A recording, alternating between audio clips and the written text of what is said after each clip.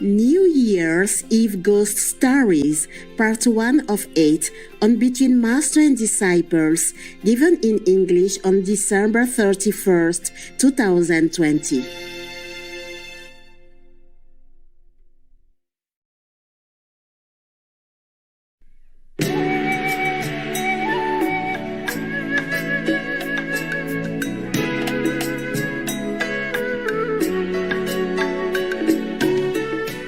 Hello, Master. Today, is it New Year yet? Can you hear me? Yes, Master. Is it New Year already? Not yet. No. Tomorrow, right? Yes, tomorrow. Okay, doesn't matter, right? Does it? No, Master. Doesn't matter for us because we are working every day. Every day is a New Year day. Yes. You know, we're hectic, busy, and excited. Excited. Adrenaline running, yeah? Because we work a lot. Are you still happy, yeah? Yes, Master. Thank you. New Year or old year, I forgot to turn on my mobile phone now. Again. It's working now, I hope. Yeah, it's blinking. So that means we are recording. I'm recording. That's a requirement of your brother, whoever that is. He say you must record. I must record on my iPhone so that he can do something. You know, maybe to transfer it into like a, hey, somebody stay in front of the camera. Yeah. Oh, is it me? Oh, yeah, I cover my camera. So, I envy Sakyamuni Buddha and the other masters in the past because I didn't have to do so much. Yeah. Can imagine that life is more relaxed for us, eh? Yes, Master. For all of you, no? Yes, Master. For me too, eh? Yeah, the Buddha just went out in the morning to take some food, to ask for some food, and then, oh, what's happening? Sorry, guys. I did something that shouldn't have. I'm going to turn it back on, okay, huh? Okay, yes, Master. Yeah. I have to call your brother, the one who controls my life. I call him first, I call you back, yeah? Yes, Master. I don't know if I have to call him back. Just one moment. I could use a mobile to call. Oh, the phone text. What happened?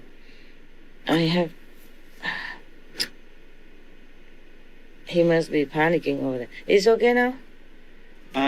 Not yet. Uh-huh. Yeah.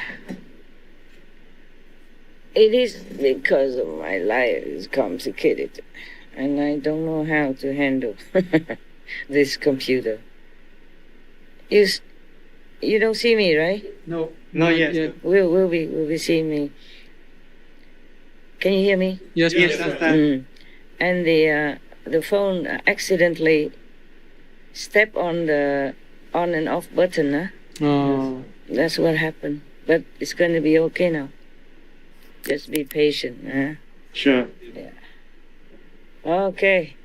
I can see you already. Yes, we see you, Master. Yeah, it's all good, yeah? Yes, we see you. Oh, good. Yeah. The thing is, I'm alone, you know.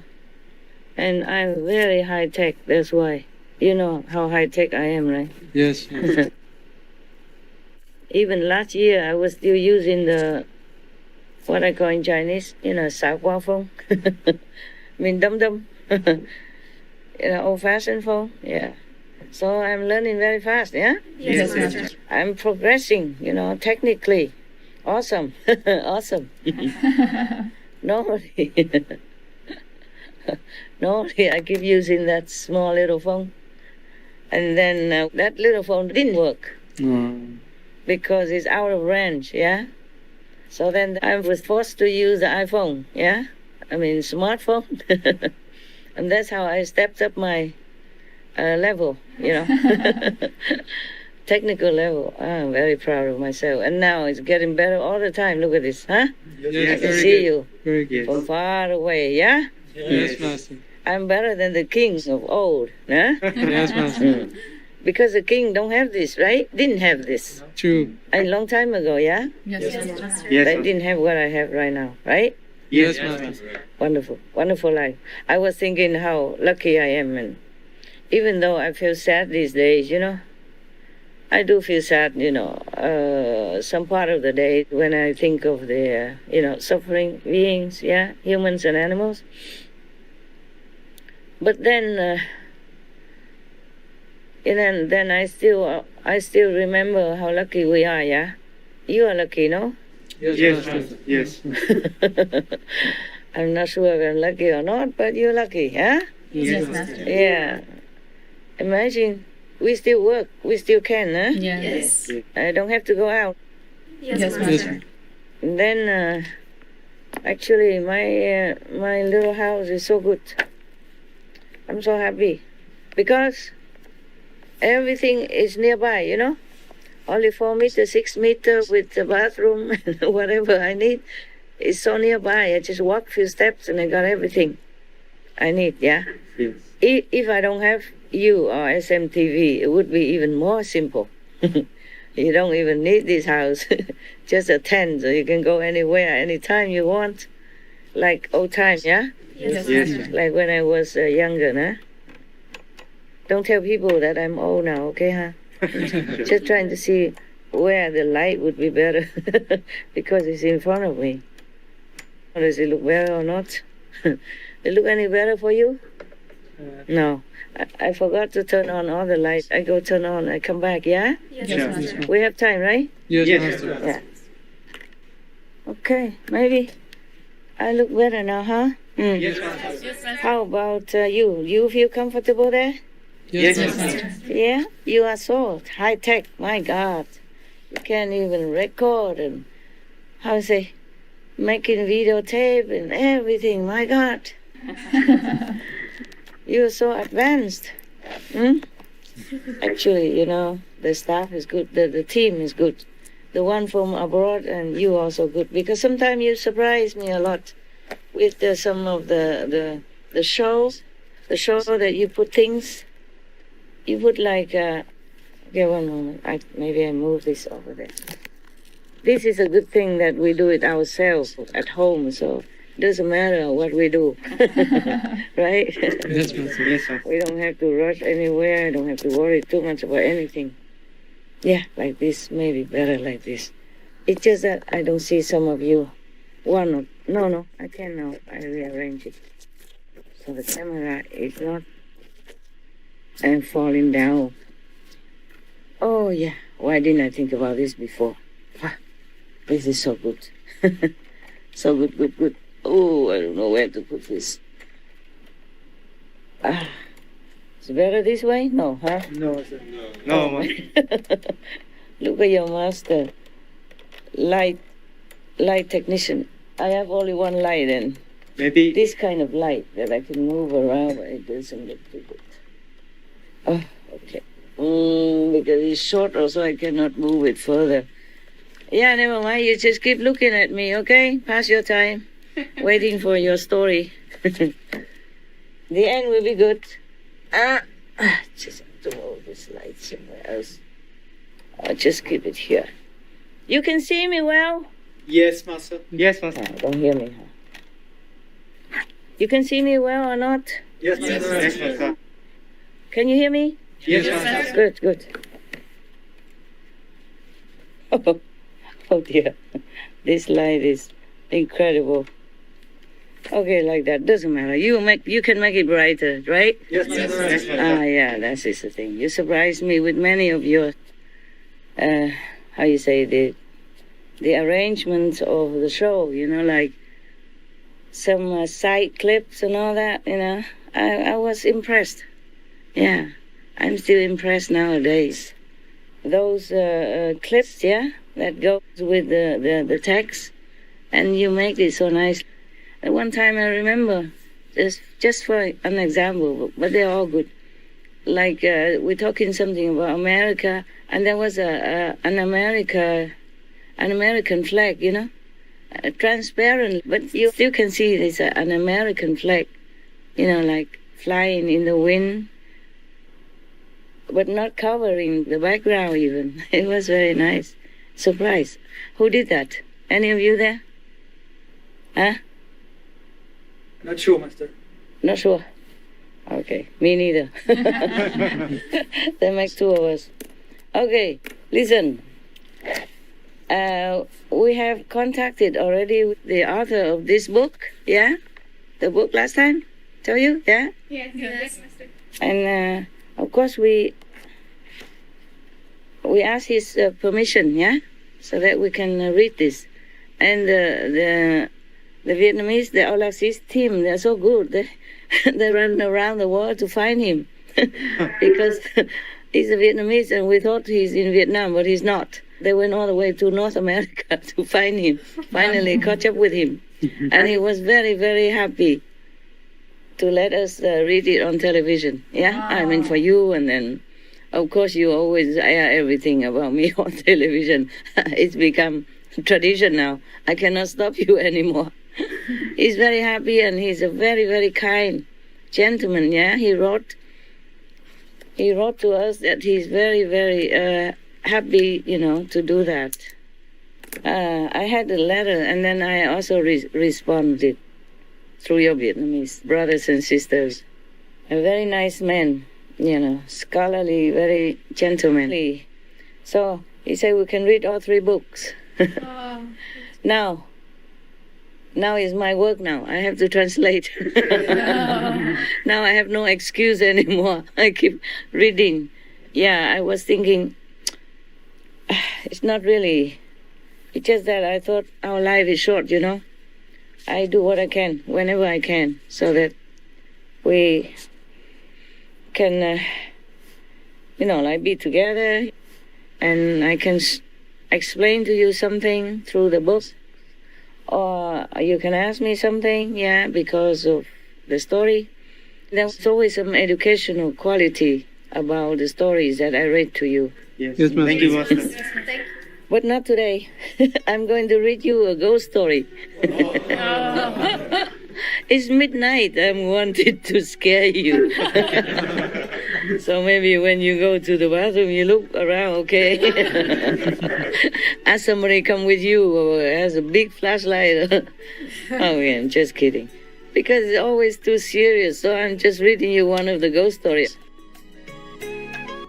Because it's always too serious, so I'm just reading you one of the ghost stories. Originally, I did not mark this story to read it to you. But today I was thinking to read something to you, and then I came upon this page. So I thought, oh, never mind, I'm going to scare them for a change. There are a couple of ghost stories. Actually, one is about a ghost, one is about a snake that became a beautiful woman. Both are kind of out of outer world, It's not like human story. A human, but not only half human story. So, which one you like? The snake or the man with two wives? One ghost and one human. The snake. The snake. Snake? Okay, snake it is. Just because he became a beautiful woman, huh? You watch it now. Now it's like this. This is a story about a snake. I have to mark it so I know that I already read it. Mostly I just mark those, religious kind of stories, yeah, about the Jewish tradition and all that. But that we will have time for all that, okay?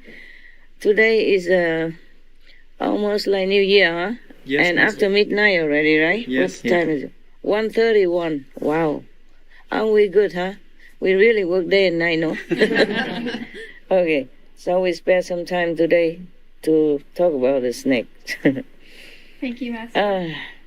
This story happened a few thousand years ago. In Vietnam, we also have a story. I also have a book. And in that book mentioned also several snakes, that became a woman. Yeah. And lure the men, yeah, to make trouble for them. Some make trouble, some just to make them fall in love. Okay, this story is about a troublemaker snake. A few thousand years ago, like long time ago. Yes. There was a handsome young man. He's a horse rider. One time he rode across the desert, and then suddenly he saw one beautiful woman, beautiful girl, standing in the sand. They say in the sand, not on the sand, so maybe she's half buried or something. Maybe she covered her feet. He was so startled because of her beauty. She's out of this world beauty. And then he got the coup de foudre. That means, say love at first sight, yeah? Yes, Master. Yeah. That in French, I get coup de foudre, no? Yes, Master. Yeah, means you have got the, how to say, the lightning of love. The lightning of love strikes you.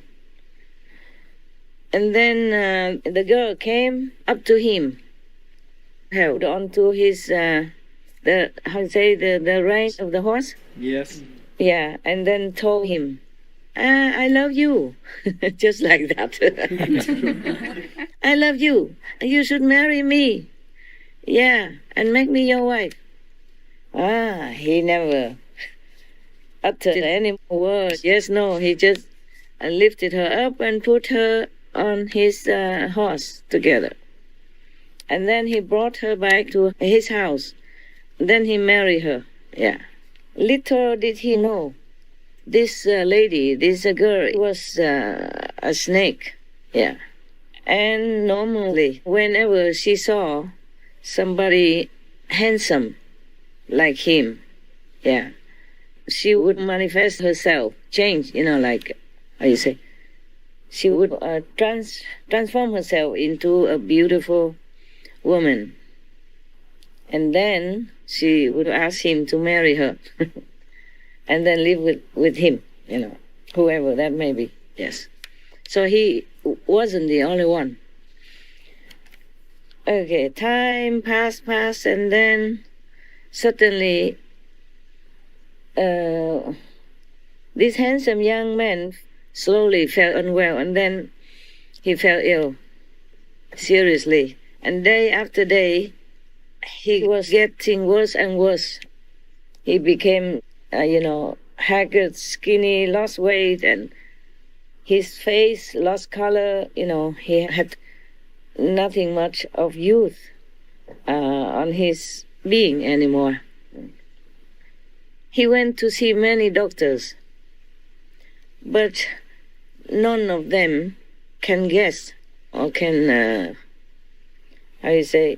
diagnose what's wrong with him. Yes. And they also don't know how to cure it because they cannot diagnose what's wrong with him. And because of that, day in, day out, day after day, he became weaker and weaker. Yeah. And losing more and more weight. And his life force seemed to be ebbing out of him. Just like a candle, is having less and less wax now and almost like gone, the light. Scary, no? Yes. Oh, aren't you glad you're single? Yeah. Me too. I'm not going to look for any beautiful woman in the desert, I'm telling you, after this. One day, it happened that his wife went out, and there was one dervish. You remember dervish, right? Yes, Master. The Muslim followers of the branch of what's the name of that then? I forgot. Sufi. A Sufi, yeah, a Sufi branch of Muslim, yeah. So one of the followers or the priest went to that area and then happened to pass his house, and he went inside. He went to the door and asking for some alms, yeah, like all the priests do or monks do when they travel, because they don't have money with them. That's how they did in the old days, yeah. like the Buddhist monks, you know. It's a tradition of the monks. The monks of many traditions, they do that, yeah. They go before they don't have even a car or no money to go on a horse, so they just walk around and they ask for alms wherever they can. So and he went in front of the door and asked for alms. Then he saw this young man, and he asked him, "Hey, why are you looking so sick like that?" The young man said, "I also don't know. And none of the doctors know what's wrong with me. So they can also not cure me." Yeah. And then day after day, I am getting weaker and weaker. Yeah.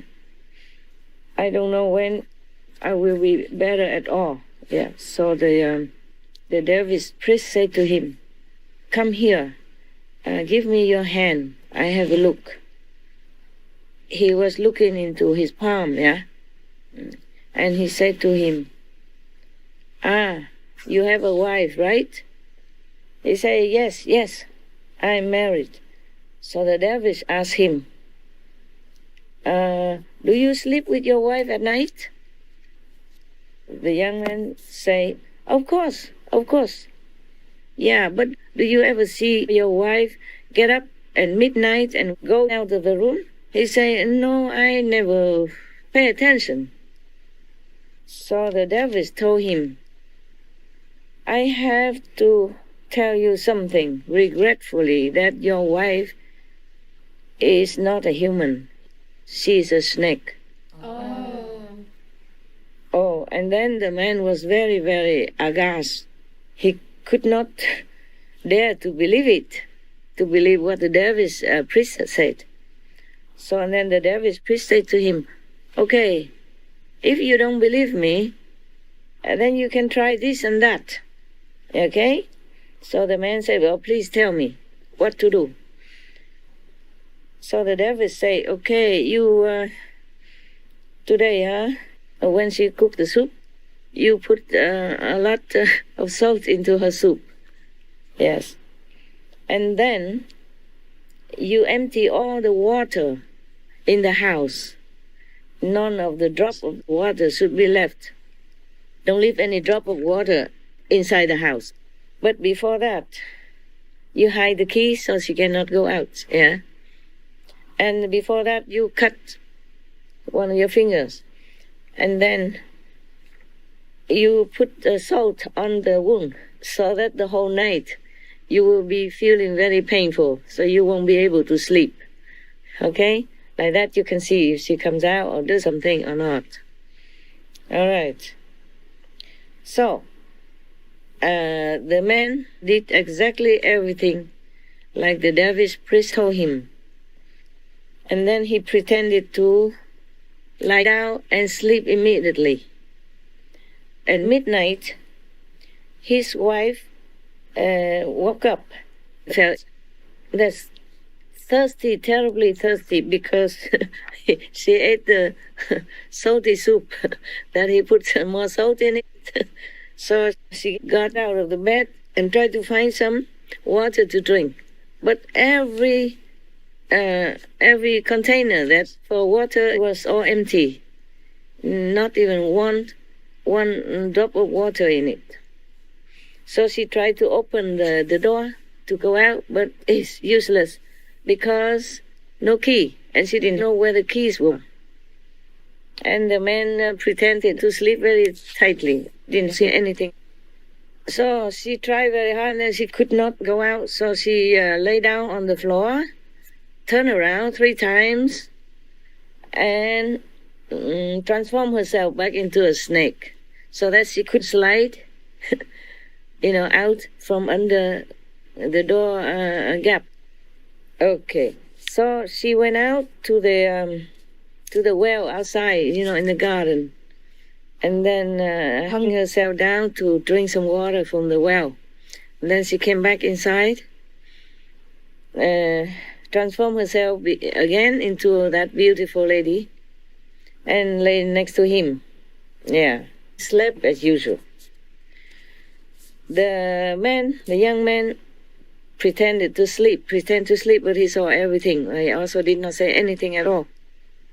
Next morning, the dervish priest returned to his house and then asked him, "Did you see anything?" The patient said, "Yeah, I saw everything. I understand everything now." And then he told the priest everything that happened with his wife last night.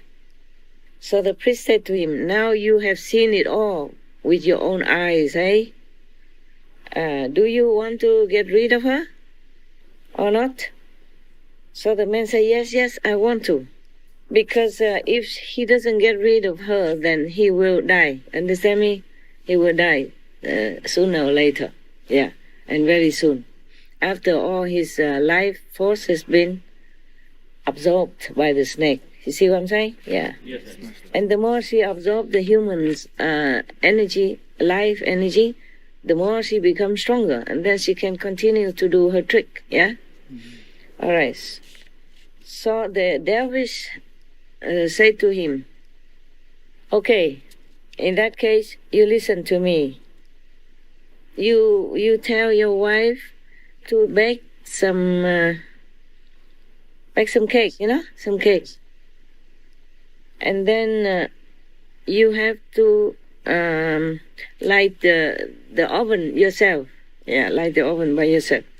Make the oven hot, as hot as possible, okay?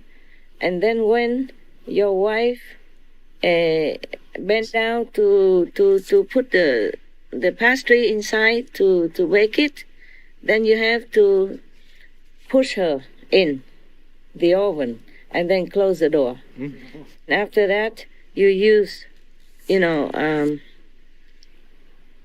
it's kind of cement or something like that, yeah, to seal the door. Then I will come and tell you what to do next. Yeah. Okay. The young man did exactly what the dervish priest told him, and then waited until the oven was hot as possible, and then his wife bent down to put the pastry in to bake the cake. Then he suddenly got hold of her and threw her inside quickly. The young man did exactly what the dervish priest told him, and then waited until the oven was hot as possible, and then his wife bent down to put the pastry in to bake the cake. Then he suddenly got hold of her and threw her inside quickly. The old ovens, they are big, yeah?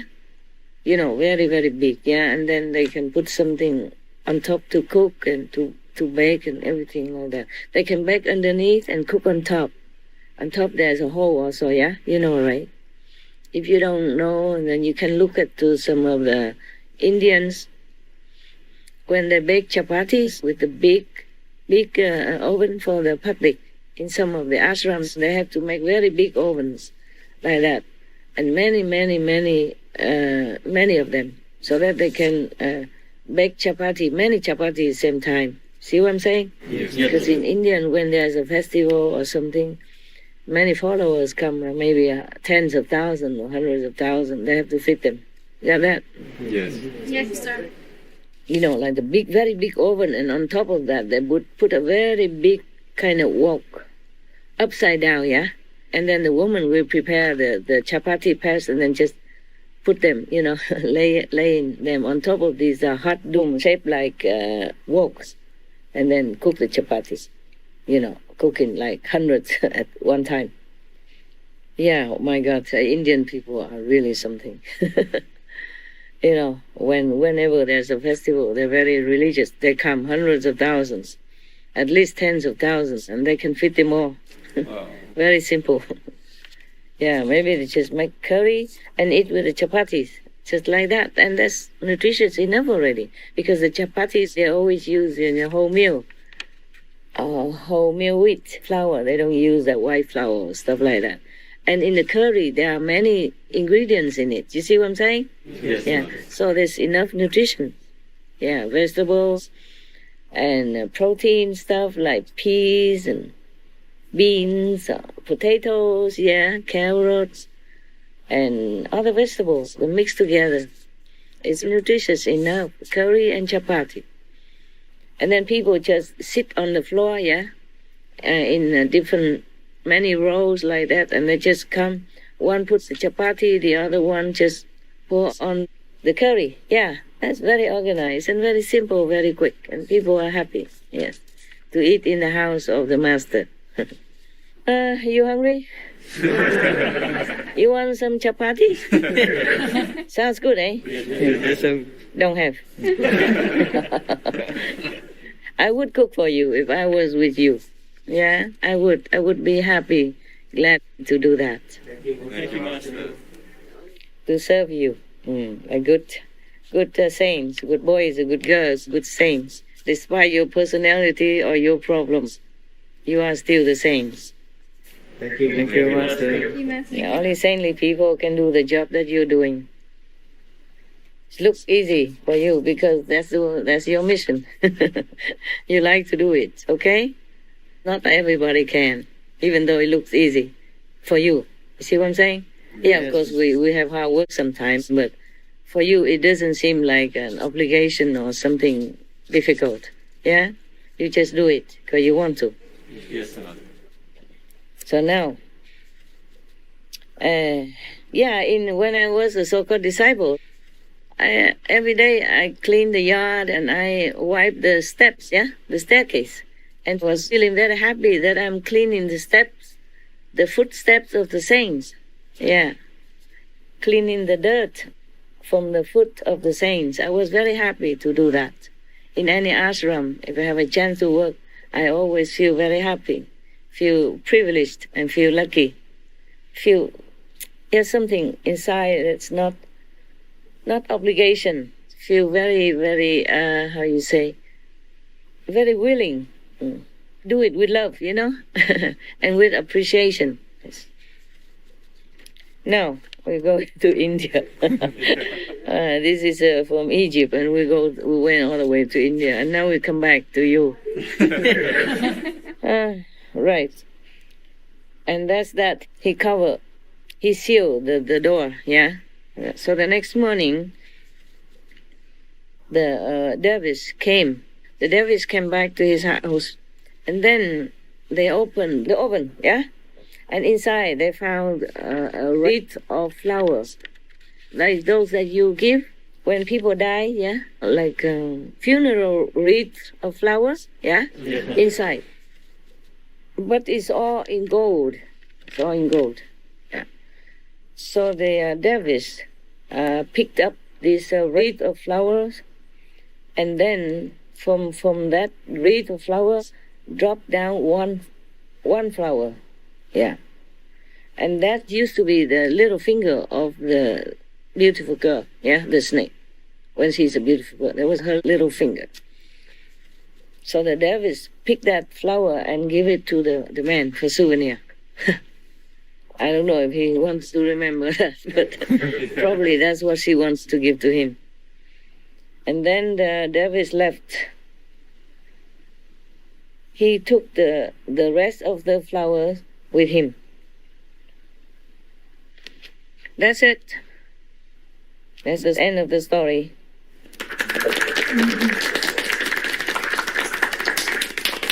This story is supposed to come from the Jewish community in Afghanistan, according to the book's footnotes. So it's not all from Jerusalem, yeah? Okay, it's not.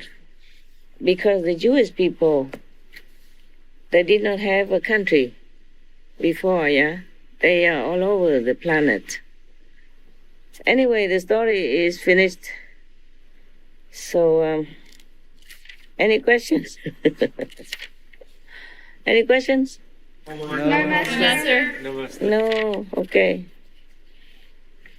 Actually, in many countries, they liken a woman to the snake or the tiger, no? Because women are too dangerous for men. But I'm thinking the opposite, yeah? Look at the men; they don't have to do makeup or anything, and the woman always a gaga over them. Yeah. And the woman has to wear high heels, put makeup on, dye the hair like me, and still nobody is here. Still no men around. I wonder what else do I have to do. Yeah. In Vietnam, we call women the beauty. Phái đẹp, tiếng Anh nói sao hả? Really set? Huh? Okay, the beauty race, you know? Like man is another race, and we are the beauty race. Yeah. They call us người đẹp, phái đẹp. Yeah. But we never feel that we're beautiful enough, yeah? So women spend a lot of money on everything to make themselves look better or more confident. Well, except you guys. I'm glad you don't have to do it. I do it all for you. Thanks to the camera, yeah, and my job. Anyway, in some of the Vietnamese books, they also tell many stories about snakes and stuff like that. And also the snakes as women, as beautiful, charming women, went into our folklore, into our theater, our poetry and literature, you know, stories, many things. So we women are famous, nah? Yeah. No matter what we call us, snakes or tigers, whatever, yeah? Men still like women a lot, no matter what, snake or not. Because in one of the stories I read before, the man doesn't want to listen to the monk, you know, and kill the snake. And he said his philosophy is that many humans are even more poisonous than snakes. Wow. Yeah. Therefore, I love her. I don't care if she's a snake or not. But somehow the priest, I remember, forced himself to intervene in their relationship and kidnap the snake, took her away and imprisoned her somewhere else. Yeah. In that story, the man wasn't sick, but the monk passing by saw in his aura, you know, there is some kind of evil, he says some evil and dark energy around him. That's why he wanted to kill the snake, to take the snake away. Yeah, and the man was crying and saying many humans are more poisonous than snakes. Yeah. That's his philosophy. I also agree. I agree. If you love somebody so much, yeah, you can just die for her or him. That's okay. Your choice. There was the joke, I remember I told you a long time ago. There was one master and a small disciple, young disciple, living in the mountains. They hardly ever went down to town or anywhere. So one day the master took the young boy disciple with him to town, and he pointed to some woman and said, "These are tigers. Don't look at them. Don't go near them. Don't think of them." Okay, good. And then after they finished whatever they had to do, they came back to the mountain. Huh? The master asked the young boy disciple, "So, did you like the town?" He said, "Yeah, I liked it very much." "What did you like the best over there?" He said, "The tigers." So we women are tigers and snakes and beloved ones. So congratulations to you, huh, guys? Behave yourself. Don't bite. So, okay. Do you want another ghost story, or do you want some Jewish story? Ghost story. Another ghost story? Yes. Oh, you're not scared? No. All right, ghost story. Tonight is a ghost night, huh? Luckily, I have another one that I told you before. That story, okay, huh? Yes, Master. The man with two wives, yeah? Yes. Okay, like this. in the city of Bosnan, somewhere in the world. Have a look, see if any footnote here. Bosnan, where? No. Oh, yeah. Oh, that's in Poland. On the bank of water in the Midwest of Poland. Yeah? One of the oldest cities. These are one of the oldest cities in our world. Okay. There, in Poznan, in Poland, there was a man who has a very big house, rich. And his house was built on the side of the street. There was a very big basement under the house. But the door to the steps, the staircase to go down to the basement was always locked. One time, there was one young man, he went down there, he had the keys in his hand, and he wanted to open the staircase door. But before he opened it, people found him dead. Oh. Over there, in front of that door. The police came and investigated, but they could not find out what happened and why the young boy died. During the 2 years from that day, many weird things happened in the house. And all the bad luck keeps coming. All the food in the house often went rotten very quickly before they could use, even though it's fresh and just bought, it became rotten, could not eat. Then many bread, worms and stuff like that. Yes. And even when they give it to the dogs didn't want to eat because it smelled stinky and terrible, with all the worms swimming in it. Then, also those who stay inside the house often saw in the lights the lamps or the furniture or the jewelry, thrown all over the house chaotically. So more and more, they got fearful, scared.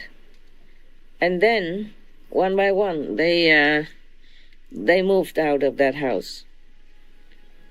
And because of their fear, they're so terrified, and their fear was so great, it also affected other people in the town. So they all got together, that town, and then tried to find out, discussing how to get rid of the ghosts in that house.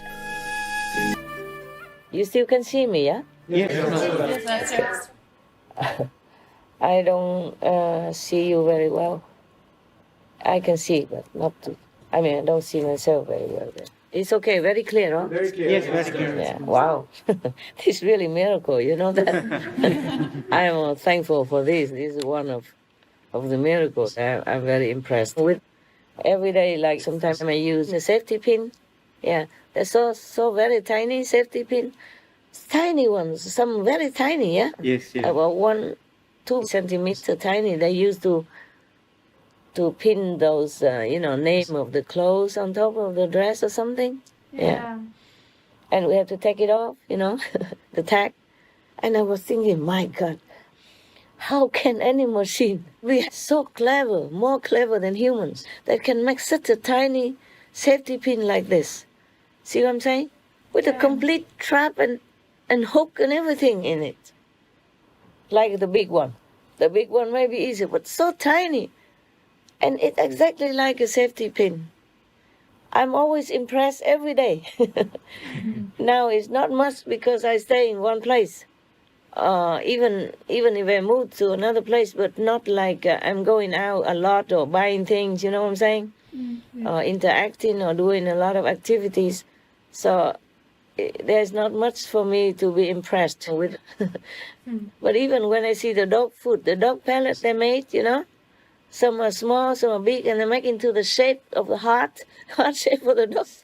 I don't know if the dog care what shape the food is. They chow down before they even see, but they take time to do this kind of product. And I was sometimes touched, and impressed and grateful that I live in this type of humans period that many conveniences abound, that our lives are more very, very comfortable. Yes? Yes, Master. I asked people to bring me this the machine that you had outside that have cold water, ice cold water and hot water at the same time. Yes, Master. Yeah, I never knew it existed. Yeah, until just some months ago. They're moving dogs around and they say there's a machine like that. I said, if they don't use it, then what to do? How big is it? Then they told me, before I knew that you guys have them, but I thought it's big, Yeah. And then now some of your brothers described to me that's not big. It's just about 1 meter something, yeah? Yes. And it's about 40 centimeters wide, square like that. So I said, oh, give it to me. Oh, I could use it. It would be heaven if I want a tea. I just open the tap and the boiled water come out. It saved me many minutes to go out get the filter water and then wait to it to boil and not worry about if I forget it's all boiled out and whatever. It happened before. Oh, I said, and then after they brought it, I thought, wow, it's heaven. It's really like heaven. And that is the second heaven I had. Because before, when I'm alone, I don't go to the public lecture or go to the ashram, the public ashram, then I do everything myself. Like I wash the clothes myself, because I don't have a lot of clothes and simple clothes, so I wash by hand. But then the work, the Supreme Master TV work and the dogs and all that really dragged me down. It's too time consuming. So I asked whether or not I could have a small washing machine, very small, that fits in the small bathroom. And then they made it. And that was like heaven for me. Because the water comes in by itself. You don't have to wait for the tap to run the water into the bucket. Well, I used to do that before. It's no problem. When I live in a tent and all that, or even after the 10, I could do that. It's just now I have more work than ever. Yes, Master. So this little small washing machine is like heaven to me. and this ready-made water, hot water, cold water, Yeah. If the dogs come, I just open the water for them, yeah? And I don't have to go filter the water or go to the filter area. You see what I'm saying? Yes, Master. Yeah, because this one we don't have to keep changing the filter. We change every half a year even. That's even another heaven type of, of lifestyle, Oh, I was so happy. Yeah. So every day, whatever I have, I really appreciate it and I really am grateful. Yeah, in the physical life, I have it better than many masters consider in the old times, Like when Guru Nanak, it has nothing to do with the ghost. You want to hear? Yes, Master. Continue? Yes. Please. Yeah, my calendar, okay. Even Guru Nanak, when he walked around to go to spread the teaching to his disciples or visit his other town disciples, he had to walk in the forest and eat whatever berries, or wild fruit or vegetable he can find. For example, like that, yes. And the Buddha have to go outside to beg for food every day, as a monk's tradition, as a sign of detachment, you understand me, of possessions. Otherwise, he could ask his king father to supply him every day, supply for all the monks also. But because at that time, the monks should go out and do the alms round. Number one, to continue the humility. Number two, to continue the detachment of possessions of any kind. Number three, to bear it when you don't have food. To go through anything. To continue your practice so that you're not attached to any places or any utensils or any comfort. Nowadays, I'm just too comfortable, but I cannot do what the Buddha did because Nowadays, every country's law is forbidden to go out begging. Oh, they still do it, the homeless, yeah? But still, it's not like a law for things, not like natural, like in India in those times, in old times. Also, so much work that ties me up, in one place. Even if I keep changing places, but still, I need a place. You see what I'm saying? Yes. It doesn't have to be big. The smaller, the better for me. I keep telling you that. And this is true also. But I need it. So to cover, computer, internet box, telephone, whatever it is, we need it. Yes, Master. Yes. Also to keep myself well, in a safe cover area so that I don't get sick that easily or get a cold or something. Then our work would be delayed or stopped, yeah? Yes. Or affected in some negative way. You know that also, right? Yes, Master. Yes. You also cannot go out and live the way the Buddha's monks do. You cannot. Yes, you have to stay in a place, with a safe place, yeah? And have a place to rest so that you can work. And then you have to have food ready for you because you don't have time to go out into the town and then to beg or all that. And maybe the police will catch you. Yeah, that's a problem also, huh? Yeah. So now we have to be independent financially and stuff. But still, I prefer small place, yeah? Small place is enough. If I have many clothes even, I could hang on the wall, you know what I'm saying? Yeah. Yes, Master. Just make a two hook and on two corners and then hang all the clothes there. That's what I did before. Even that, don't even need a lot of cupboard or anything. I don't have any cupboards. I have those drawers that belong to the working table, like what you have, Small Master. cabinet. and a cabinet underneath, yeah? Yes. I use them to put some of my clothes in, and that's all I need. That's all. That fits enough for my clothes and some little makeup, powder, anti-shining powder, yeah. And actually, this is a lot more already. I wish I have less, because if I have more things, I feel too like clustering. You see what I'm saying? Yes, I don't feel free. Before I used to live in caves. I felt better then. I felt like the cave is very big. But if I live in a house, I feel the house is small. I don't know why, because maybe the building, the bricks and the stuff like that, it feels heavy, huh? Okay.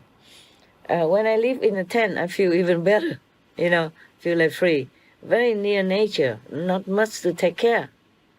That's a free life that I love so much.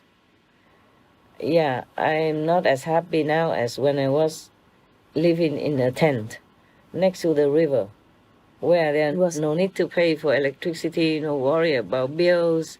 We had water from the river, we just filtered it, yeah? Actually, we didn't have to. I told them to dig the hole on the river bank, so whatever the water that had run from the river into that hole underneath, yeah?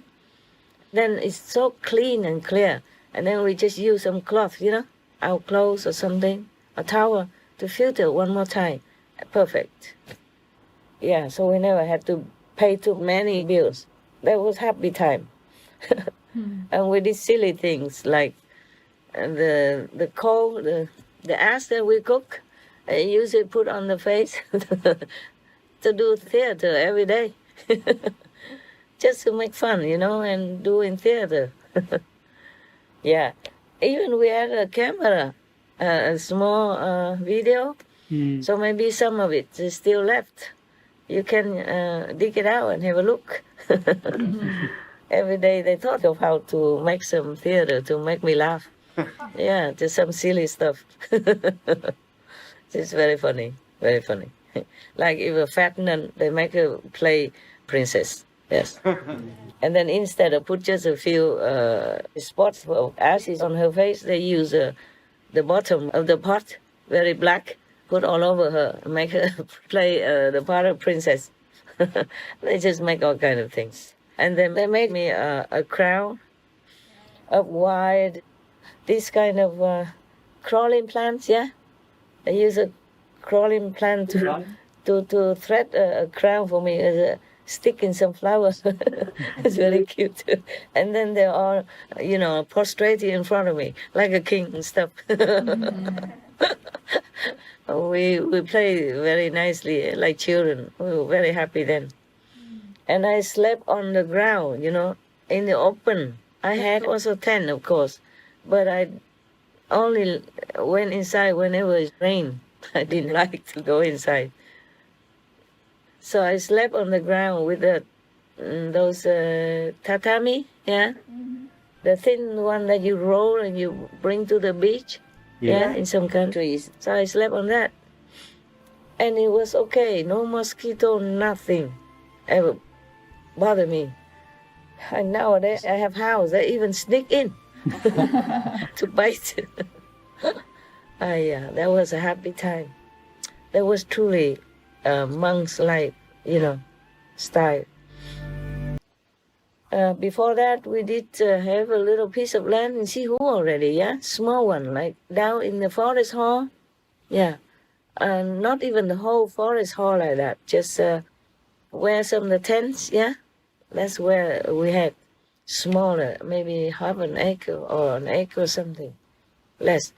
So we stay there, and then we make something to sell. So we had some money, and we saved some. So when we went to Hao Cha, make tent, live in tent like that for a while, we didn't need to go begging. In Taiwan, it's not allowed to go begging for monks, and I don't see any of them. Most of them live in a big temple anyway, comfortable, more comfortable than me. And, people come and make offerings to them. It's also good like that, And they offer service to the followers, yeah? Yes. So there's a two-way service. I like that life very much. I keep telling you, no? Didn't I tell you before? Yes, Master. Living in a tent? Yes, Master. Yeah. On the riverbank, yes? Yes. Yeah, but the riverbank has also higher steps, higher area.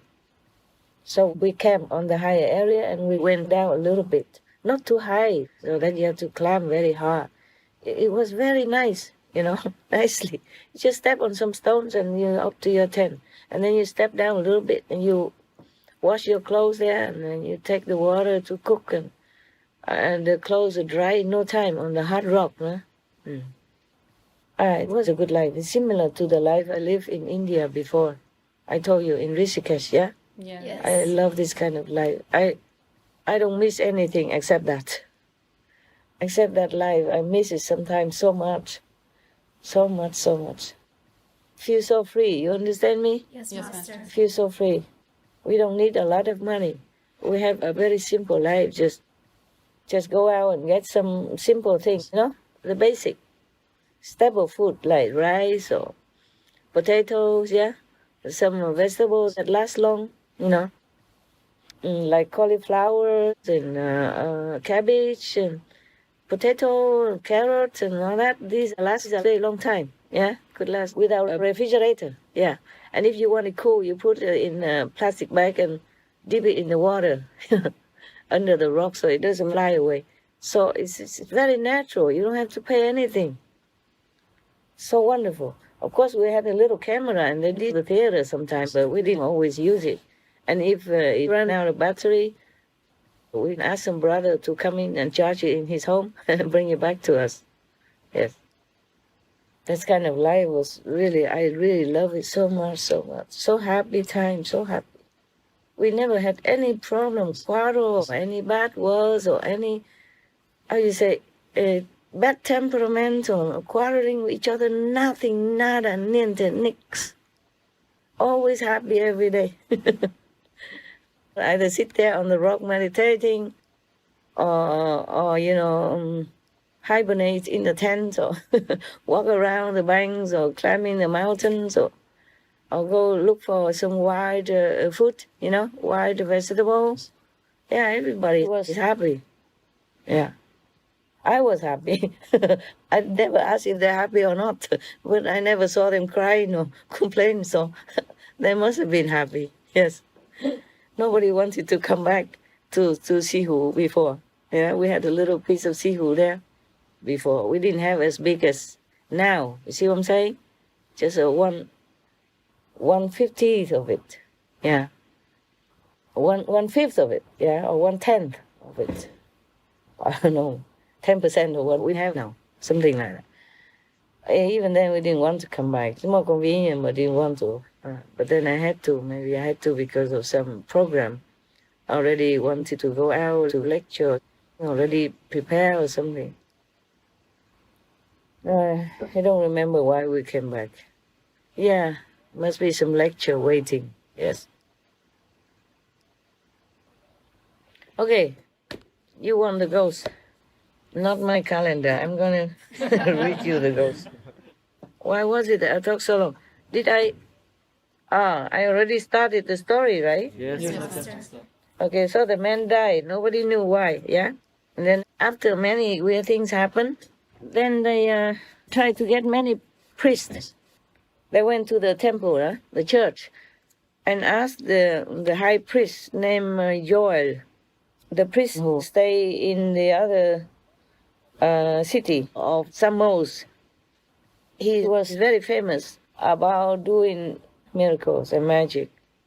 So they all went there and requested him to come to help to get rid of the ghosts for them.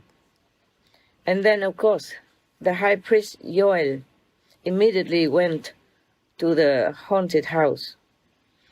And then he was very sincerely and kindly requesting all these ghosts, please leave the house. He asked them, why are you haunting this house? Don't you know? He talked to them, he preached to them. He said, don't you know that you have no right to stay among living human beings? According to your position, your race, yeah?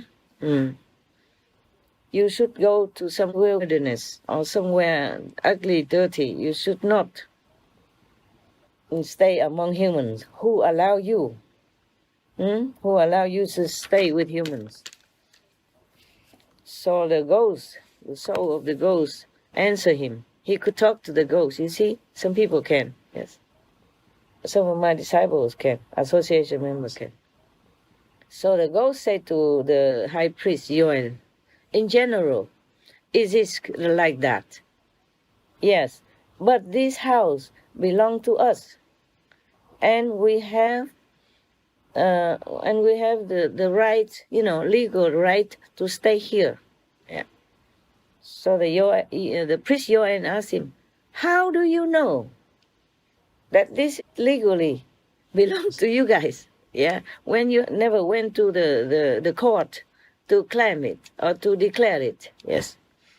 Okay, so now, first thing is that you have to bring your story, your complaint. Go to the Bosnian court, yeah? And then if your case is correct, and if you win the court case, then you can say that you have the right to possess this house. Nobody can put himself above the law, even the ghost. That's what the priest said to him. Yeah, to them. The ghost heard all this advice, and then they agreed. They say, okay, we will go to Poznan court and air our grievance.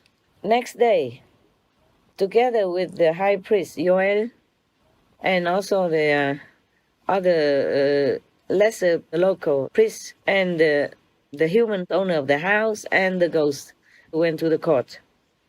When everybody sat down already, suddenly they heard a voice, but they didn't see anyone. They just heard a voice. And that voice say, Your Honor, please, I want to explain my situation.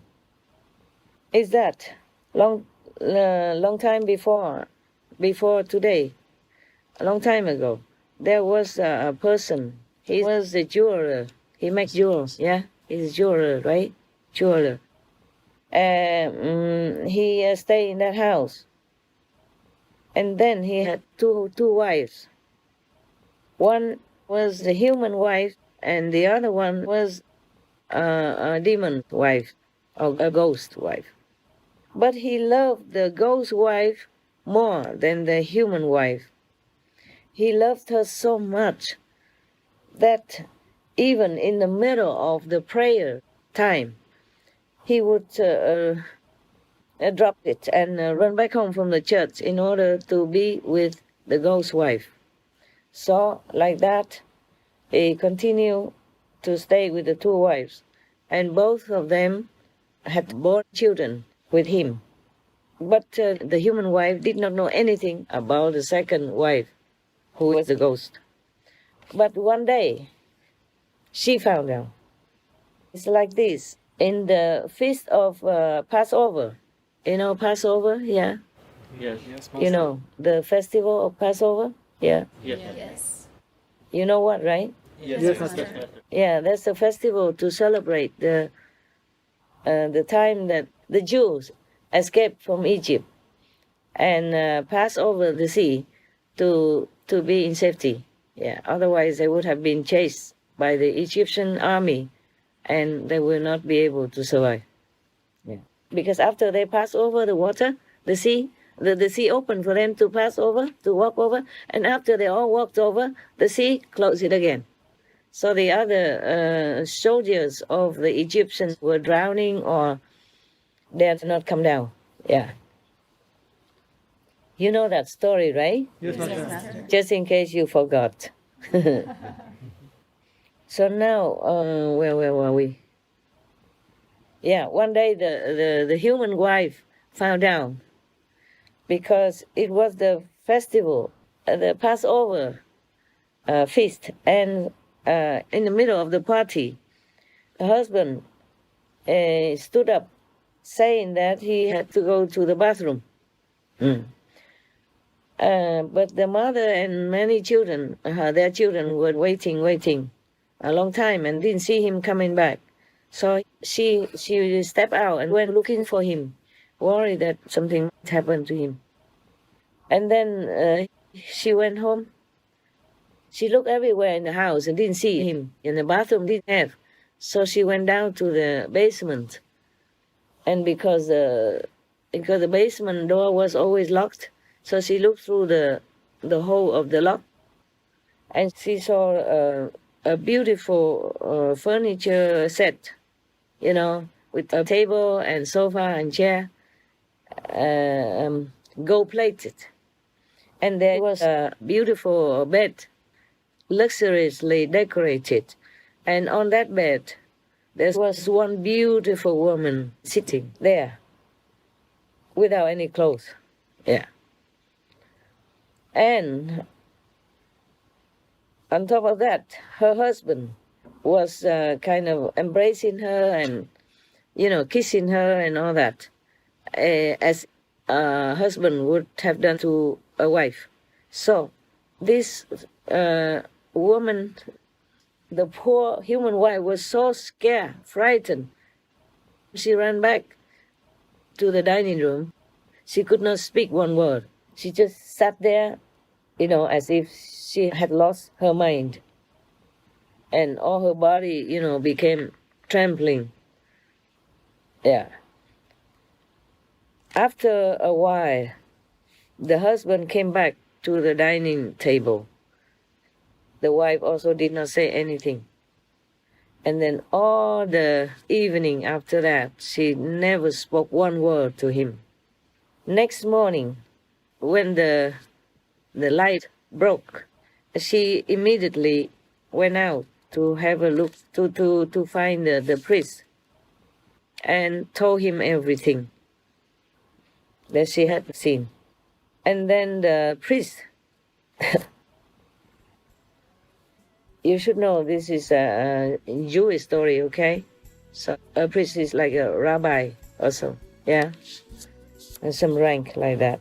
So she talked to the rabbi instead of, I just say the priest, but it's a rabbi, in their language. in their religious terminology. So she went and found the rabbi and told him everything that she saw. And then the rabbi asked the husband to come to him. And then the husband confessed everything. The husband said, yes, Rabbi, everything you heard is all correct. It's like that. I have another wife, but she doesn't belong to the human race. So then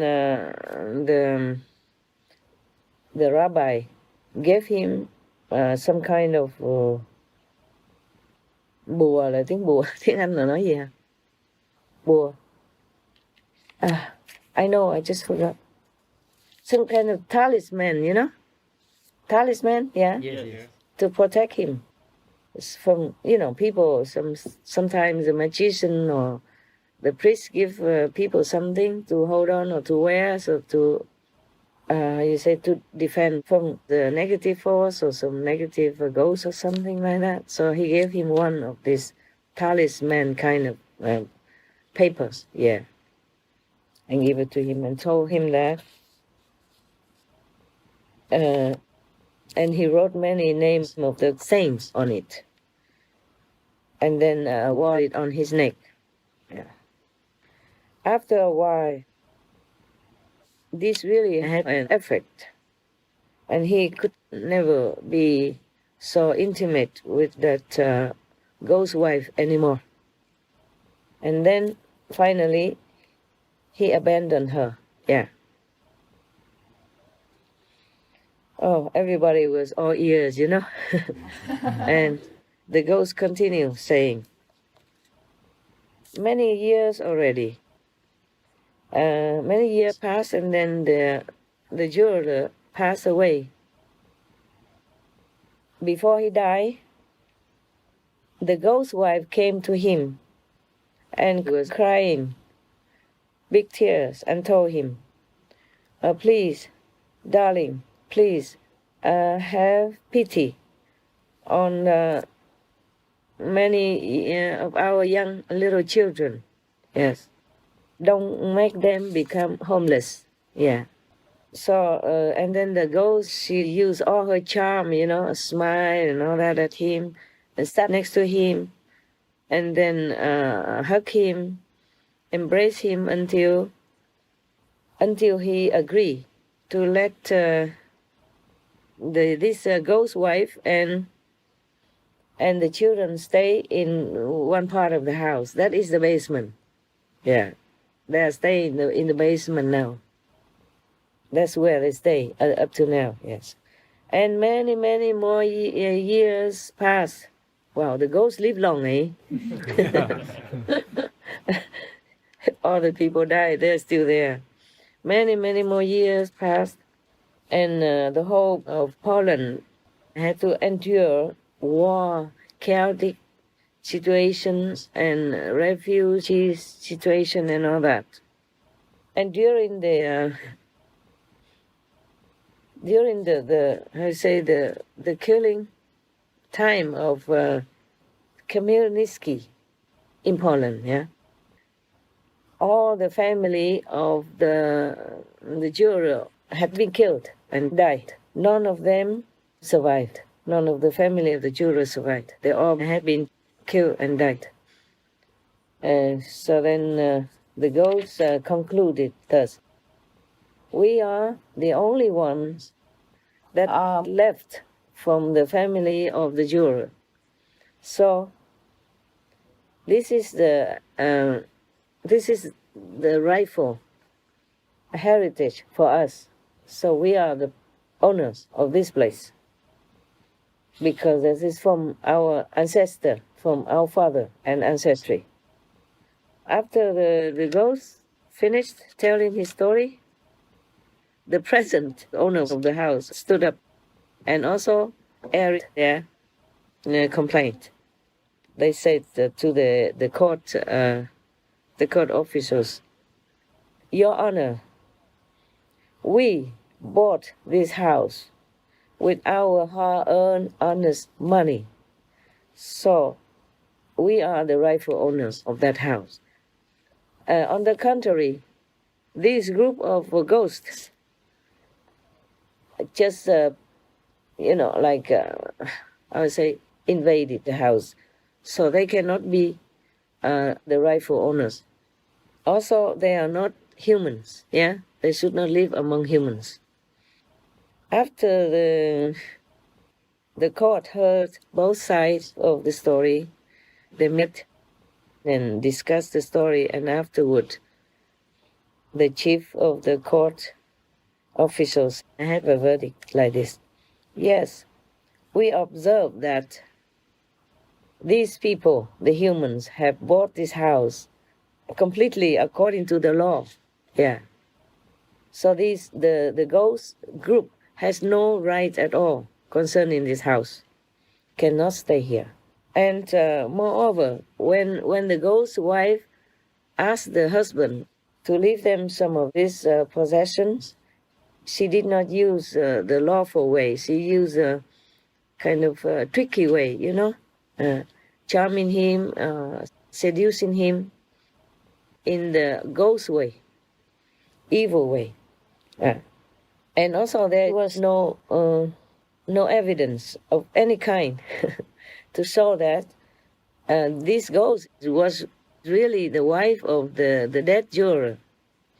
So this group had no right at all concerning this house to stay there or to claim it. Besides, this is the place for humans to stay. It was not a wilderness. Yes. So, according to the decision of the court, the Rabbi Yoel sincerely, passionately requested all the ghosts to please leave the basement of the house. And they had to go somewhere, in the wilderness, somewhere without humans living, to find a place to stay. So all the ghosts obey this court case decision as well as the rabbi's advice. So they moved. Since then, the people who live in the house did not have any more problems, any more weird happenings, or any weird things happen in the house anymore. Also, no more story now.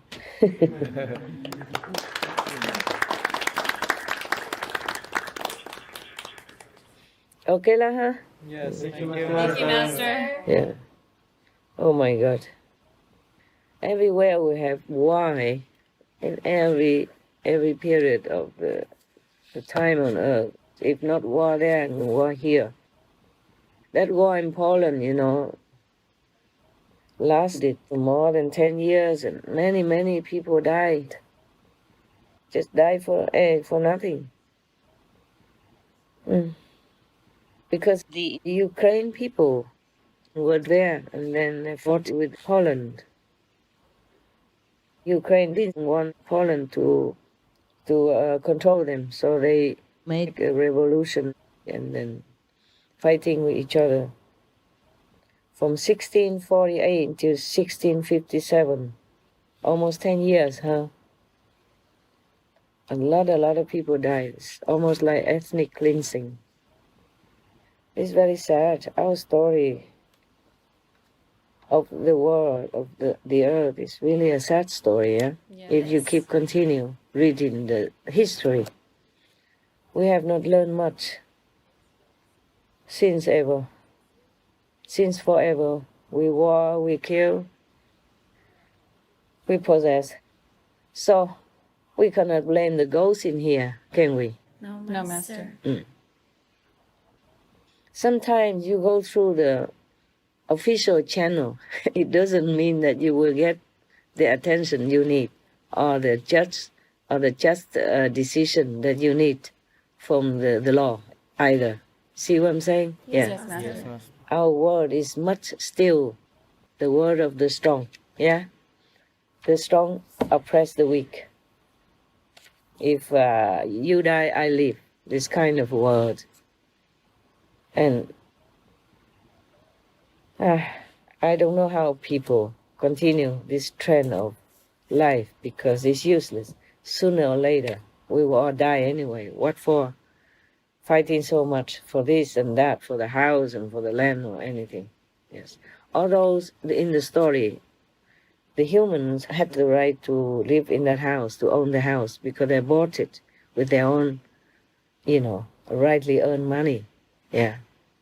Still, the ghosts were also not at fault. Yeah. Yes, Yes, Master. Master. Because there is a common law that if a man and a woman stay together and even have children together, then they are family. They are rightly a couple, even though they don't have an official marriage certificate or a marriage of some kind. See what I'm saying? There's a common law. They call it common law wife, common law husband. Yes. In the old time, we didn't need to tell anybody that we married, or we didn't need any marriage certificate. It's more complicated nowadays.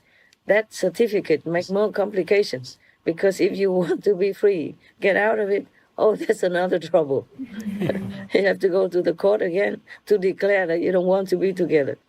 And only if the other partner also agrees to divorce, otherwise there will be more trouble. And then the children, who goes to whom, and how much money for each and all that. Oh God, what do we do? What are we doing in this world to each other and to ourselves? And call ourselves civilized and all that. Yeah. To be honest with you, the ghosts here, they have more right than many others in our world, humans, who find any way just to rob somebody else blindly, yeah, legally or not. You see what I'm saying? Yes. And always the stronger side wins, always, almost like that. Just like many people, they live in a very free country, they don't treasure it. They abuse the freedom, They do all kinds of things to make trouble for the country, for the government, for the police, because they're free to do what they want in certain countries. Then until they don't have it anymore, and then they do the same again, also protest the unfreedom, and then complain that the government doesn't give them freedom, it's not democratic and all that. And when they have democracy, when they have freedom, they don't use it wisely. You see what I'm saying? Yes, Yes, Master. Master. Yes, and making more trouble, and then until the government has to change that tactic and become like a more controlling body in order to keep the society in order, in peace, so everybody can continue working to earn a living, not every day having trouble on the street, or destruction on the street, and how you say, broken doors or broken glass of the businesses, and people don't dare to go out to open their shops and cannot go out to work, and because of traffic stopped and because of danger of the protesters or whatever that is. You see what I'm saying? Yes, Master. Yes, Master. Yeah, so that is not right either, yeah? No, Master. And in some countries, they don't have the right to even protest, yeah? Yes, Master. Yeah, so they also have so-called peace. They have also peace, but then under suppression. Yeah, that's also not right. So we have to do everything in the middle way. We have to not do anything in the extreme. I think that's the best, because we have to consider others around us. Yeah, consider others who have less than what we have, under any situation. You see what I'm saying? Yeah. Even in the free country, sometimes they don't always have this justice. And the court and the police and the one on the side of the law are not always fair and just either, yeah? It depends also on the location, and who is the judge, who is the police also, like that. It's very difficult to live in this world, isn't it, huh? Yes. That's true. I feel sorry for humans all the time. Yeah, many things happen without justice. Many people live in fear, even in the country of freedom. I heard, recently some country during the election, yes, one party keep, threatening the other party members and making them fearful to identify themselves as belonging to what and what party. I read that in the newspapers. You understand what I'm saying? Yes. This is not right. And that's supposed to be the most democratic country in the world, or at least one of the most. And people are fearful to identify themselves as a party member of what party. They're fearful to even show their ideal, their opinion. Everyone is entitled to have a choice, yeah, and an ideal choice of what party they should belong to or support, and what president they should support and believe. But using fear tactics, like that, is not right, okay? And it happened in many countries, not just one.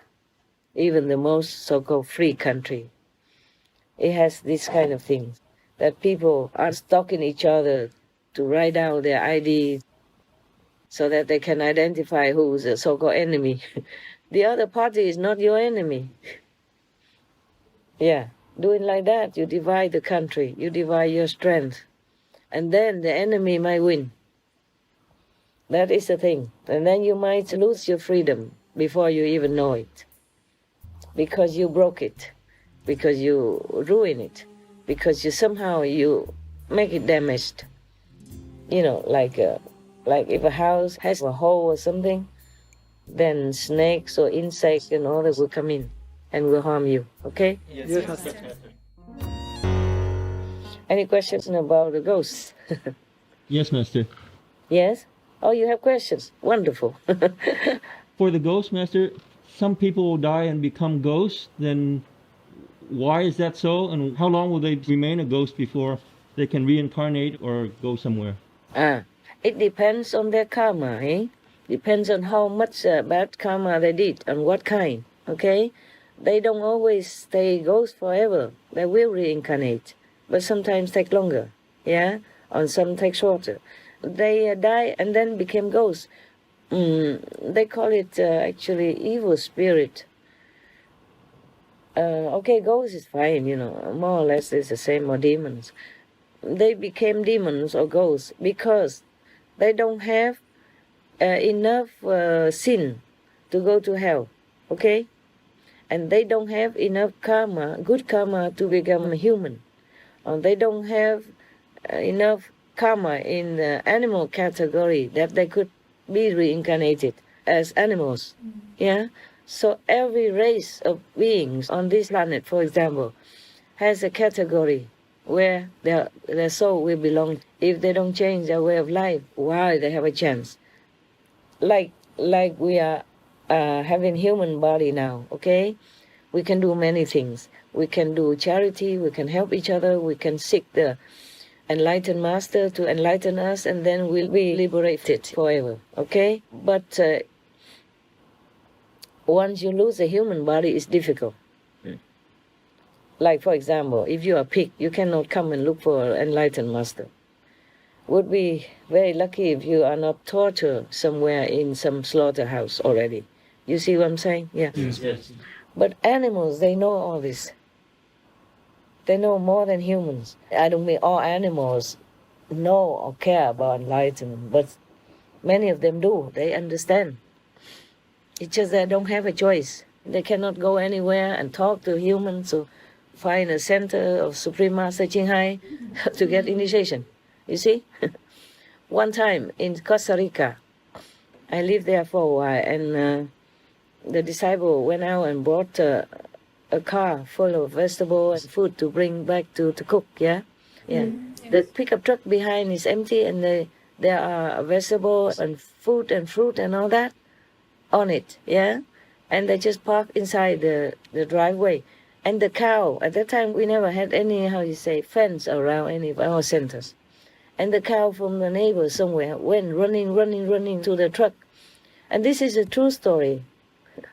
Some people who know it are still alive in Costa Rica. Some sisters, brothers are still alive. I was there too. And he went to the truck full of vegetables and fruit and beautiful, fresh and nice. He did not take any. He took an initiation paper form in his mouth. And stayed there for a while, and then later he just left. Nobody looked at him. Nobody saying anything. I think Tong, he still remembers this story if you ask him. He was in Costa Rica with me. And there's another time, one dog, a wild dog, a stray dog somewhere came in front of Tong, and knelt there in front of him and kept crying with tears and everything. Yeah, for a while, and then left, of course. And all the spiders that I have encountered, they say they listen to my teaching. They don't eat live insects anymore. Oh. I told you last time, no? Yes. Yeah, like that. And the skunk also like that. He doesn't want to eat anymore of the live things like live insects or live animals like snails and frogs and all that in the garden. He didn't want to. That's why he asked my dog how to find other food, no? Okay. Is that answer okay for you? Yes, Master. Thank you, Master. Any other questions? There are many kinds of ghosts, Some are okay, yeah? Some have tremendous power. Some don't have. That's why some ghosts can manifest themselves, can transform themselves into humans looking like, or any other animals they like, just to do something. And doesn't have to be ghosts to have that power. Many of the other animals, they can do that too, if they have enough power. Not every of them has the same power, you see. So this ghost wife of the jeweler, she must have had some very good merit. Also, you see, apart from having a karma to be a ghost is the one who cannot go to hell, who does go to hell, who cannot go to heaven, who cannot be reborn as human, and who cannot be reborn as any other except to be a ghost. But they feel like they're human. They live in the house and they are attached to it, just like you are living in your house. You know you're a ghost after a while, but before that maybe you did not know, thinking that you're not a ghost. So, and you live just like everyone else, and then you can also transform yourself into a human and marry with a human man or woman. These are not just folklore stories. These are true stories. Okay? Yes. And some animals, they also can transform themselves, like the snake story. Yes, Master. Yeah. Not a lot of these stories, but it happened. Yeah, there are some like that. So make sure you meditate well. So you don't have to become a snake or ghost, and so none of the snakes will transform themselves and come to you. Yeah? And take you out of your comfort zone. Okay, yeah? Yes, Master. Any other questions, love? Usually, Master, the stories are of snakes that transform into humans. Is there a reason that snakes instead of other animals? Also, yeah, there are like foxes. But often they talk about foxes and snakes more than other animals. Maybe if they are born into these types of beings, that means they have some special power. Others who are also ghosts don't have this kind of power. But those who are born in there, that is maybe that special category with that kind of power. And they also practice. Yeah, some can live many thousands of years. And they can transform any time into anything they want. But they are not like enlightened. You see what I'm saying? They will have magical power. They have mind power to control their body and the environment. They can manifest not just their own body, but many other things, like a beautiful house or something, or some fruit, or some trees. It depends on what purpose they want at that time. But they cannot stay like a human forever. They can have power to manifest for a while only. Because anything takes energy. You see what I'm saying? Yes. So if they are with the husband or something, then they manifest, or they transform into humans. But whenever they can, like they sneak into the bathroom or go out somewhere to be a snake for a while, because it takes sustaining energy to continue to be a human. We humans, we have that already. We don't have to sustain it, except maybe we have food and drink and all that. But that power to be a human is already inherent before you were born. That's why you can be a human. Yes, for them it's different. They're destined to be a snake or whatever that is, because they did not have enough human quality. Remember I told you how many points in order to be a human? Yes, Master. Yes. Therefore humans are also different. Some humans have more human quality, they become more noble and beautiful inside out, and some are ugly. Some are less noble, some are not kind, some are savage, some are stupid, some are more intelligent. That is because of the power, a human power, more or less.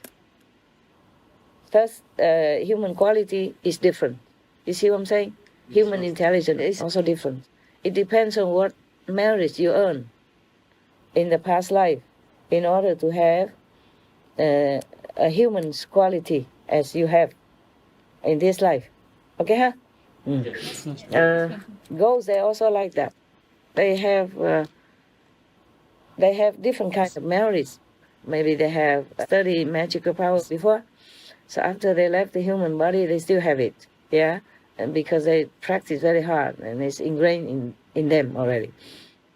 They might not have enough merit to be a human, but they have enough merit to retain their power. And then they continue practicing in that direction to continue to sustain their physical existence on the planet. Do you understand me? Yes. And then they have power to manifest sometimes into humans. In the story of the monkey goes to the west, yeah? Yes, Master. If you read it or if you saw the film, I mean the good film from China, not the one that they saw before. That was just an abbreviation. And there was one disciple of Xuan Zhang, yeah? He's a pig, yeah? Yes. Yeah. He's a human, but his face looked like a pig, yes. And he mostly liked to eat a lot, yeah? And was lazy and complaining, but he's a good-hearted boy. And then if he falls in love with a woman, it's not allowed, but he does. He did sometimes. And then he transformed himself into a beautiful, young, handsome man. Huh? And then after a while, he was tired. He said, oh, I look like this. Keep changing. It's very tiring. So, I'm like this. He was tired of using his power to change into a gentleman and handsome looking. So one day he just told her, I'm like this, It's too tiring to keep changing. Yeah.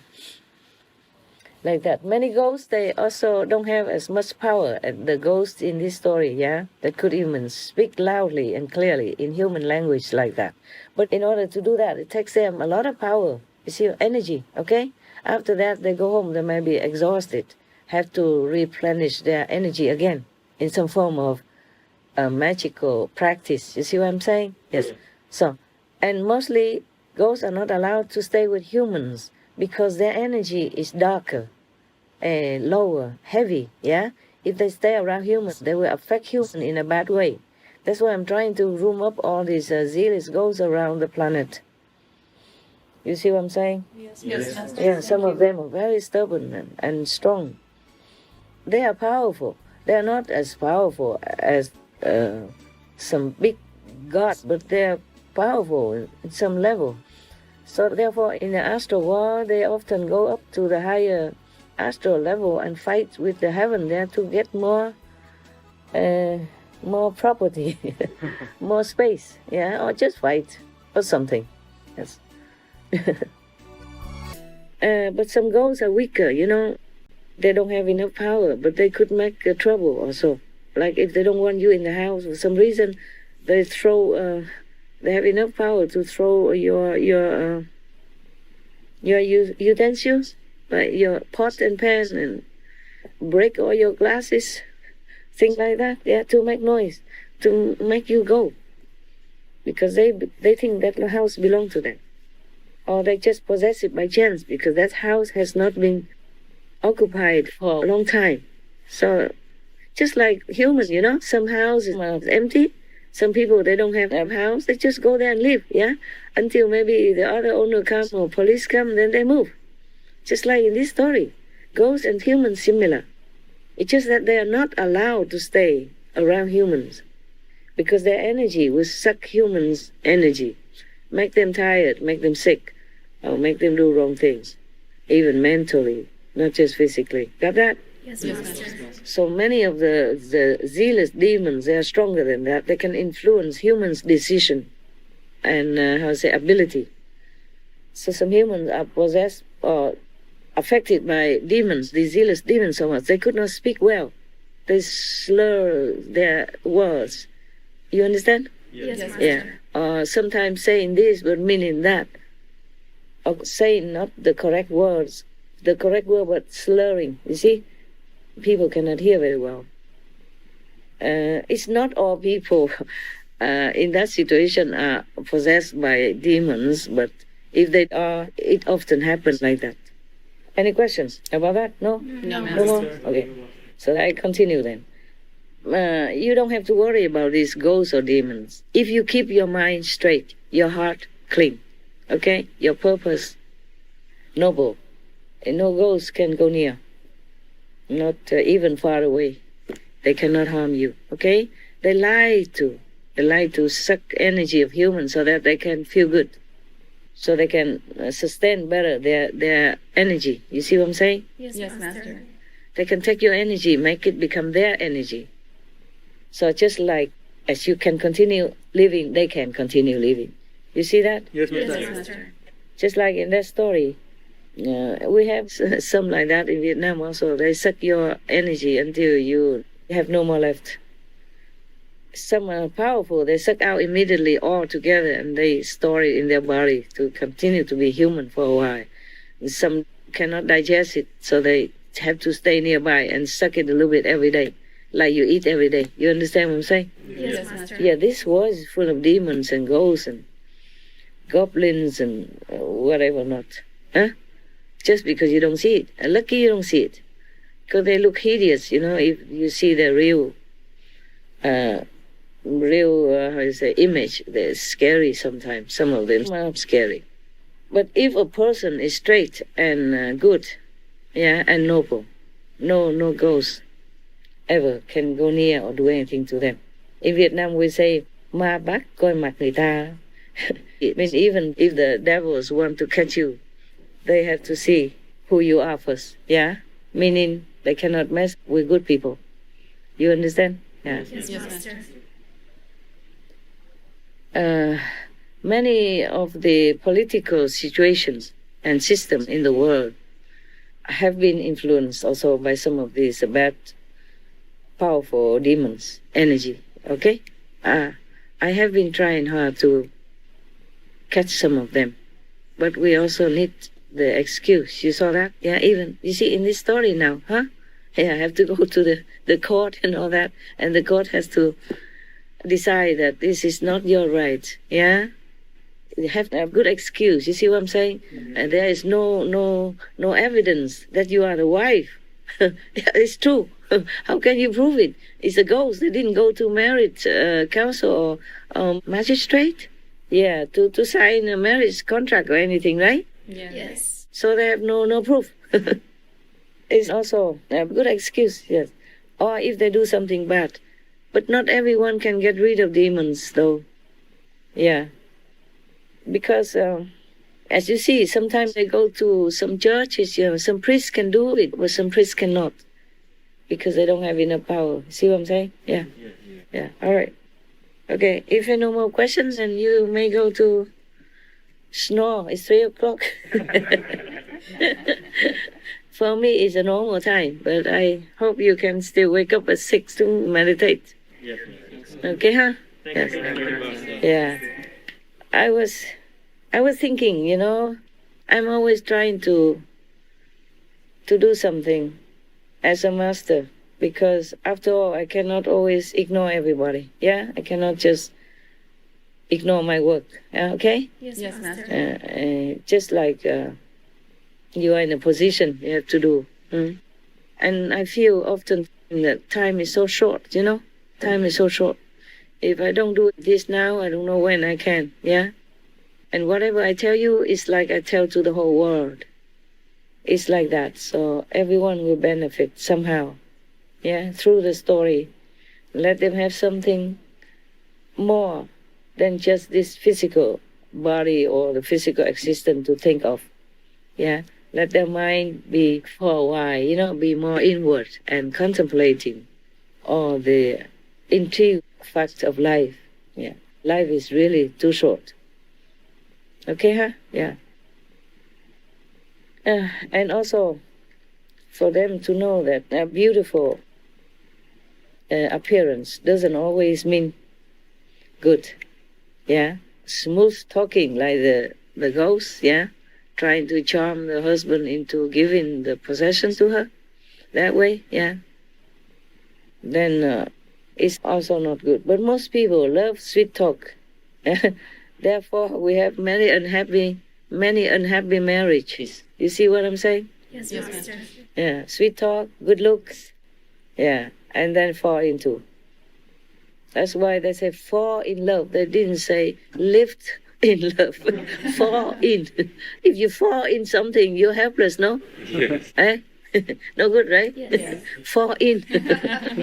Like you fall in the pit. Worse, if you fall in the pit, you can ask somebody to give you a ladder to climb up, no? Fall into a bad relationship is forever. It's suffering a lot.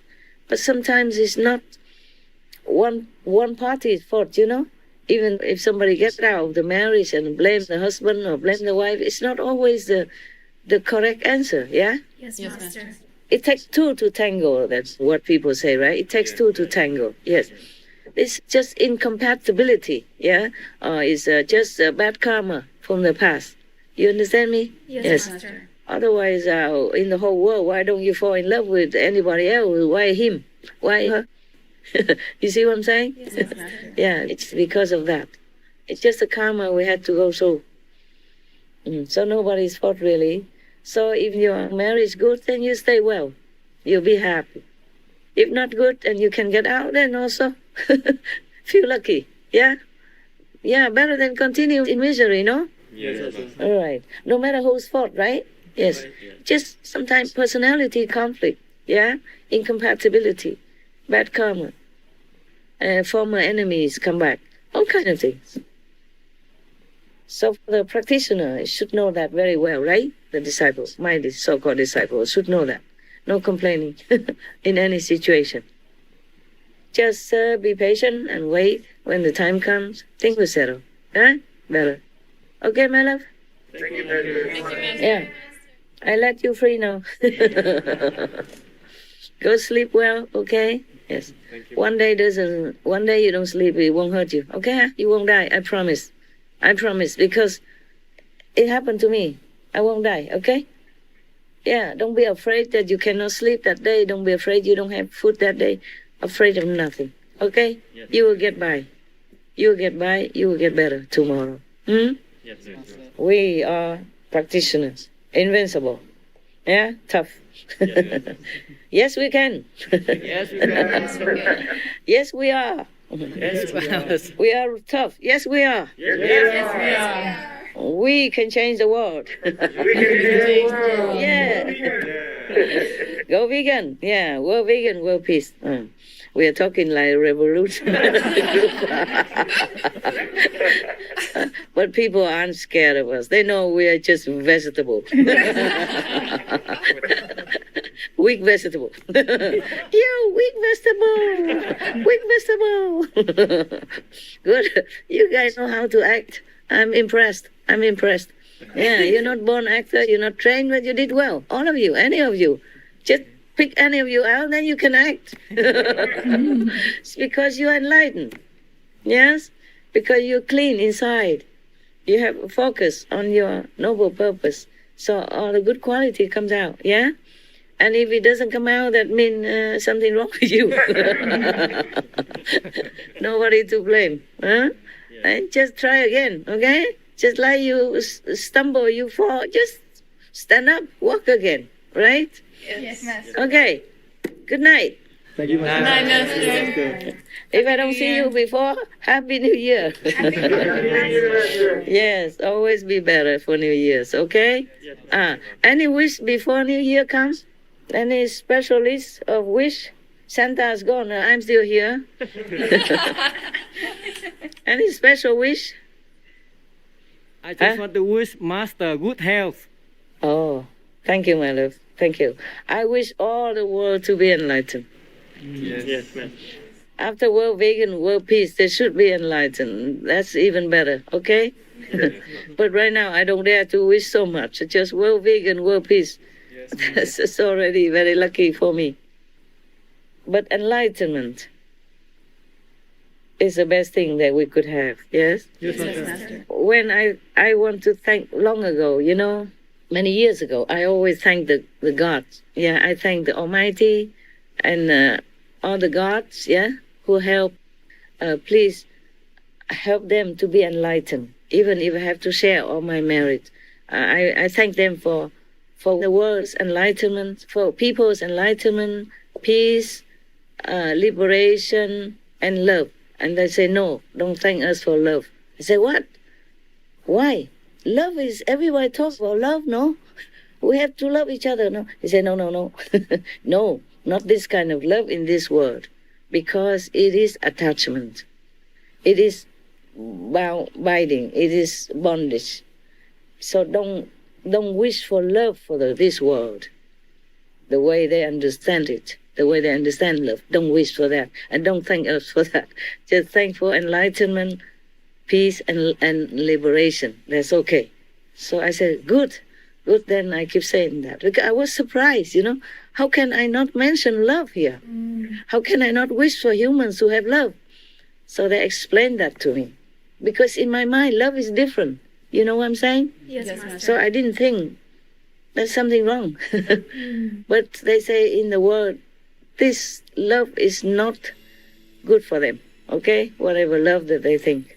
So just pray for humans to be enlightened, to have peace, enlightenment, and liberation. So you can thank all the gods, Almighty God, every day for that. Not praying for their love, okay, huh? Yes, ma'am. All right. Okay, thank you, my love. Good night, Master. I should not say my love, but you are my love, okay? Not that kind of love, okay? Yes, Master. Bye then. Bless you. Thank you, Master. Love you so much. Love you, Master. Thank you. Love you, Master. Ciao. Ciao, Master.